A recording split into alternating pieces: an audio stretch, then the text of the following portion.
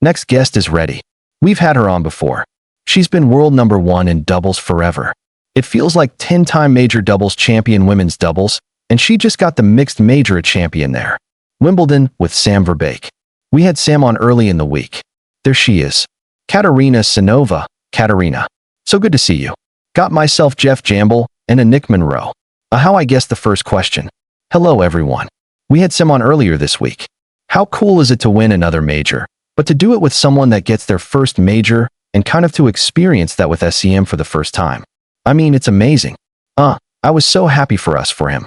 I mean, he enjoyed every moment and I could see it. So, it was like really great atmosphere and such a good memories. Katarina, maybe explain this to us. We had Sam on. He explained the story a little bit of how you guys ended up even partnering together, and he ended up kind of asking you, and then you weren't even sure if you wanted to play. But go ahead and tell us the story about how you guys partnered up. Yes, I think he said it right. I mean, he texted me, and of course so it's really tough decision for me because play singles, doubles, and mix I always kind of hold it till the end. So I like ads for him, and I will let you know.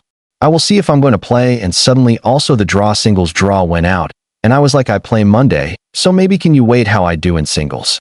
So, and I did well, and I was like I don't know what I need to do, but I have another tough match in second round, so I was like let's do it. If I'm going to play all I'm ready for it. I feel good, and suddenly, I mean everything was working really well. Nice. Love that. Karina, I remember talking to you at Indian Wells. We talked a little bit about your doubles attitudes.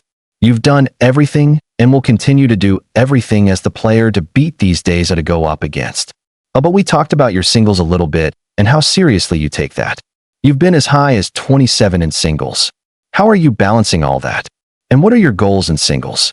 Cause the doubles sort of is this big amazing thing, but you really care about the singles, and I've already have 5 titles. Yeah, definitely singles is priority. My schedule is kind of going how the singles are going. So sometimes it's tricky and tough because I'm missing some tournaments because I'm staying longer in doubles. Especially in Grand Slam if I'm staying till the end, it's really tough to play the next week singles. So I think I'm balancing it well. I mean, of course I would love to do better on Grand Slam and singles. So I'm trying and practicing now. My singles little bit dropped, but I'm really enjoying my time. I wouldn't change it. I think I would still keep going singles and doubles. So yeah, hopefully it works, and it will be a little bit better in singles now. But definitely I'm enjoying it. Yeah. So now that you're consistently playing with Taylor, of course she's a lefty. Sam Verbeeck is also a lefty for people that don't know. Is doubles life just better with a lefty? And is it one of those things where once you go lefty, you never go back to a righty? Is it just lefties for the rest of your career now? Oh well, who knows? But definitely it's different. I mean, the serve totally different. It's really, I think it's tough for the opponents. They need to kind of change it. Every service is different. So I think in this case it's easier, and I mean at the net we standing both on backhand.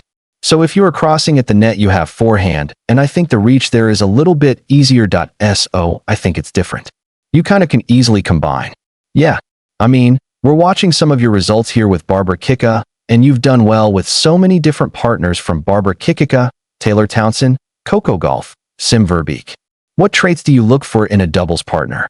Because this is, you're having to spend time with these people. So, what traits you look for in a doubles partner, and what makes you so adaptable? I don't know. I think I'm just like I'm really feeling what the other person is doing. So that's why I can change it, and of course I'm trying to make it easier for them as well. So if you can play every combination, then you are a better team because they cannot read you. So I think that's what I can do. I'm up to everything. I like to cross, it doesn't matter forehand, backhand. So I think that's why I can kind of adjust to every partner, and then it's much easier. Do you return on the deuce or the ad side for the most part? Are you adaptable for both ad baby?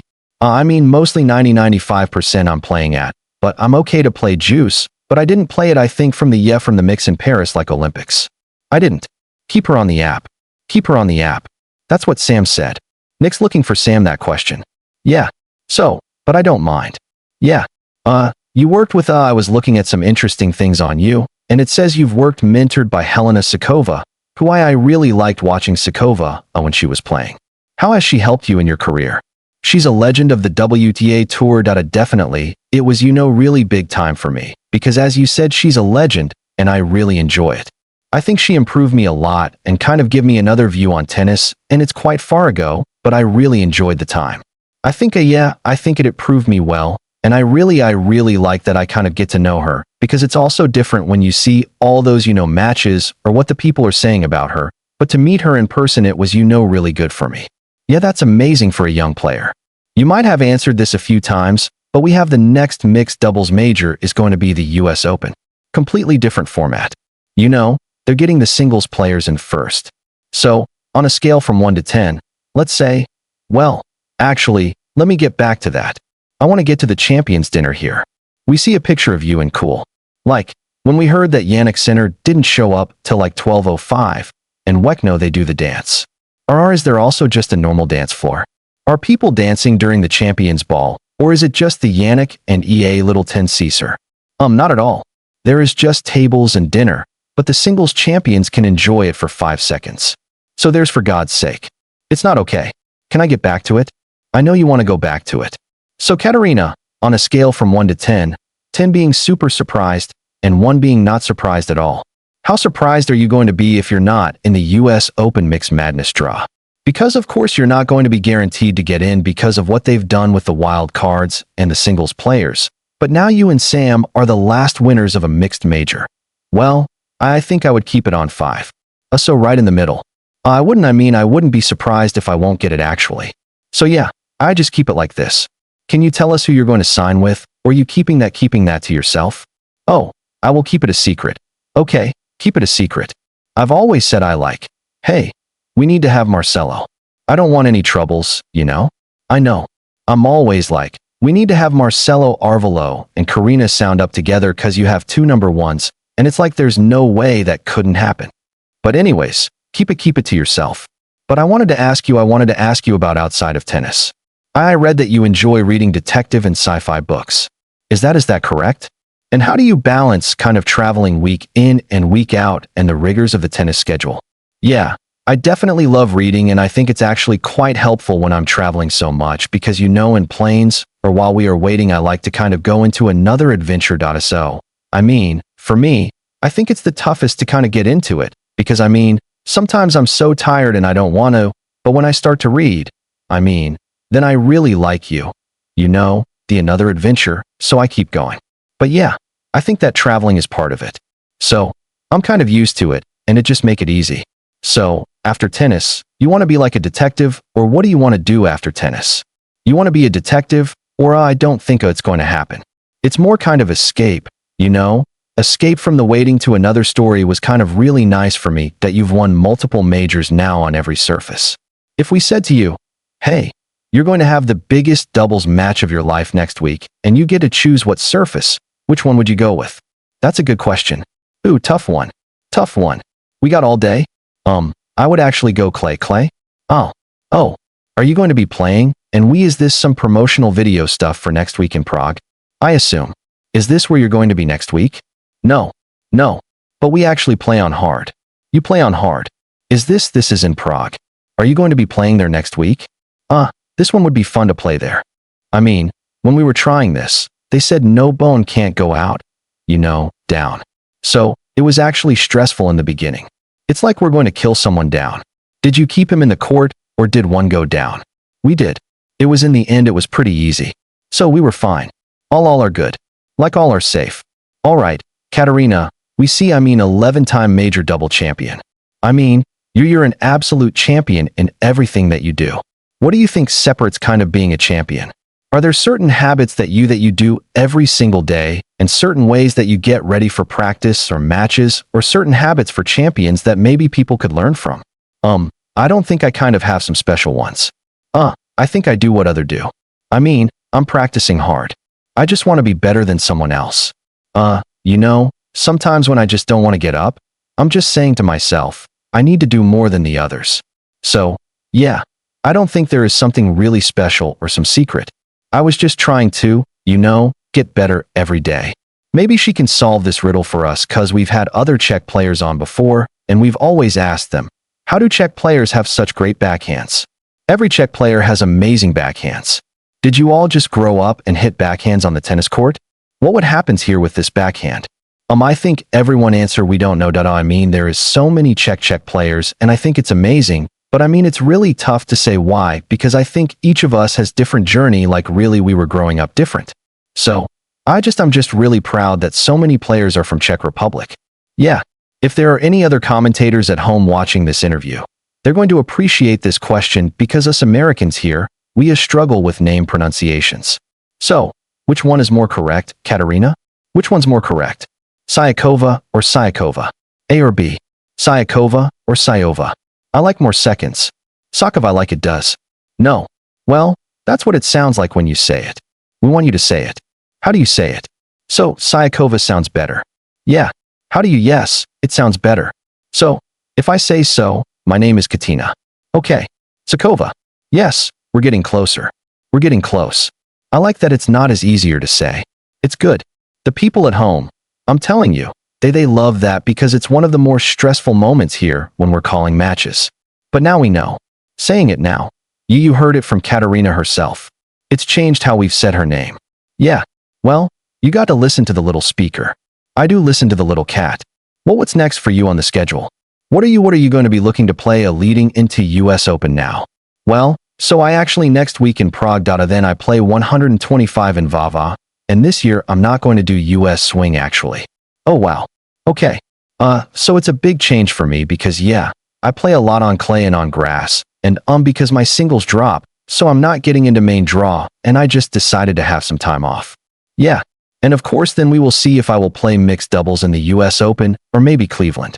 I need to wait. I will see. And definitely I'm coming for US Open.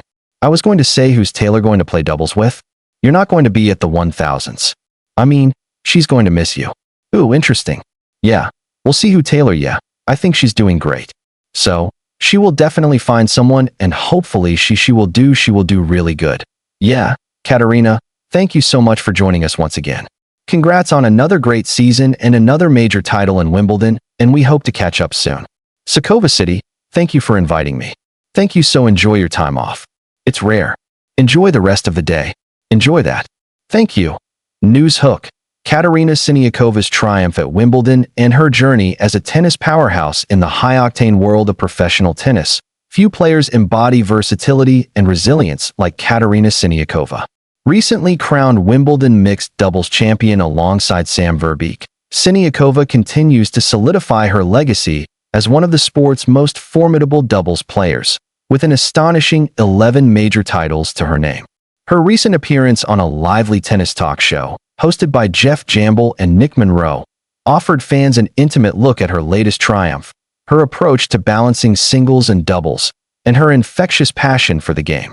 As Siniakova prepares for the next chapter of her season, her story is one of grit, adaptability, and an unrelenting drive to excel on every surface. The Wimbledon victory to remember Siniakova's latest triumph at Wimbledon 2025 was a milestone not only for her, but also for her partner, Sam Verbeeck, who clinched his first major title. The chemistry between the two was palpable, as Siniakova shared during the interview. I was so happy for him. He enjoyed every moment, and I could see it. It was such a great atmosphere and really good memories. This victory marked Siniakova's 11th major doubles title, a testament to her dominance in the discipline. Her ability to guide a first-time major winner like Verbeeck through the pressure cooker of Wimbledon underscores her experience and leadership on the court. The story of how Siniakova and Verbeeck paired up is one of spontaneity and trust. Verbeeck reached out to her via text, and Siniakova, juggling her singles and doubles commitments, initially hesitated. It's a really tough decision for me because I play singles, doubles, and mixed, she explained. I always kind of hold it till the end. After assessing her singles schedule and feeling confident in her form, she agreed to partner with Verbeeck. The decision paid off spectacularly, as their synergy led to a memorable Wimbledon run. This adaptability, making high-stakes decisions under pressure, has become a hallmark of Siniakova's career. While Siniakova's doubles resume sparkles with 11 major titles, her commitment to singles remains unwavering. Ranked as high as number 27 in singles, and with 5 titles to her name, she views singles as her priority, even as her doubles success often steals the spotlight. My schedule is kind of going how the singles are going, she admitted. Sometimes it's tricky because I'm missing some tournaments because I'm staying longer in doubles, especially in Grand Slams. Her ability to balance both disciplines is a testament to her work ethic and strategic planning. Though she acknowledges the challenges, I'm balancing it well, but of course, I would love to do better in Grand Slams and singles. Siniakova's dedication to singles is evident in her training regimen and her refusal to let her doubles success overshadow her ambitions. I'm trying and practicing now, she said, noting that her singles ranking has slipped but remains a key focus. Her candor about the physical and mental toll of competing in multiple events highlights the grueling nature of professional tennis. Yet, her love for the game shines through. I'm really enjoying my time. I wouldn't change it. The lefty advantage and partner chemistry. One of the interview's lighter moments came when Siniakova discussed her preference for playing with left-handed partners like Verbeeck and her regular women's doubles partner, Taylor Townsend.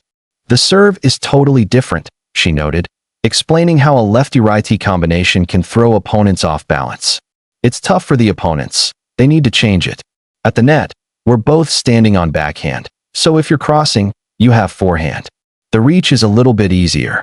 This tactical advantage has contributed to her success with partners like Townsend, Barbara Krejcikova, and Coco Gauff, showcasing her ability to adapt to different playing styles. When asked about the traits she seeks in a doubles partner, Siniakova emphasized flexibility and intuition. I'm really feeling what the other person is doing, she said. I'm trying to make it easier for them as well. If you can play every combination, then you're a better team because they cannot read you. Her adaptability, whether returning on the ad or deuce side or adjusting to her partner's strengths, has made her a sought-after teammate and a nightmare for opponents. Mentorship and legacy. Siniakova's journey has been shaped by mentors like Helena Suková, a WTA legend whose guidance left a lasting impact. She improved me a lot and gave me another view on tennis, Siniakova recalled. Meeting Suková in person provided a perspective that went beyond watching old matches, offering insights into the mental and strategic aspects of the game.